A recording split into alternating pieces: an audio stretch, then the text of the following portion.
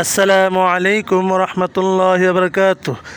এক দরবেশকে এক লোক অযথায় গালিগালাজ করত। যতবার সেই লোকটি দরবেশকে গালি দিত, দরবেশ ততবারই সেই লোকটির বাড়িতে কিছু টাকা পাঠিয়ে দিত।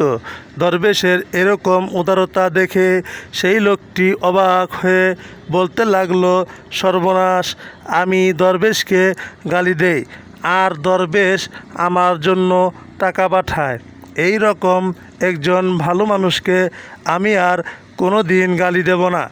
সেই লোকটি দরবেশকে গালি দেওয়া বন্ধ করে দিল।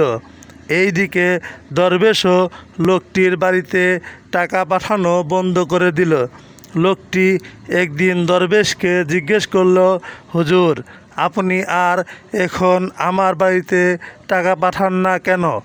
দরবেশ তখন বলল, শোনো মিয়া, যখন তুমি আমায় গালি দিতা তখন তোমার নেক আমলগুলো আমার নেক আমলে যোগ হতো আর আমার গুনাহগুলো তোমার আমলনামায় চলে যেত।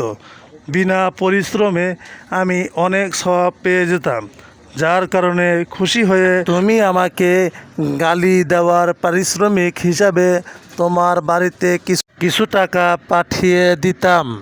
তুমি তো এখন আর আমাকে গালিও দাও না, আমার আর সওয়াবও হয় না, গুনাহ কমে না, তাই আর তোমাকে টাকাও আমি আর দেই না। এই হলো মূল কারণ। তখন সেই লোকটি বলল, হুজুর, আমি আর গালিগালাজ করব না, আর কোনো দিন কাউকে কষ্টও দেব না, এই ওয়াদা করলাম।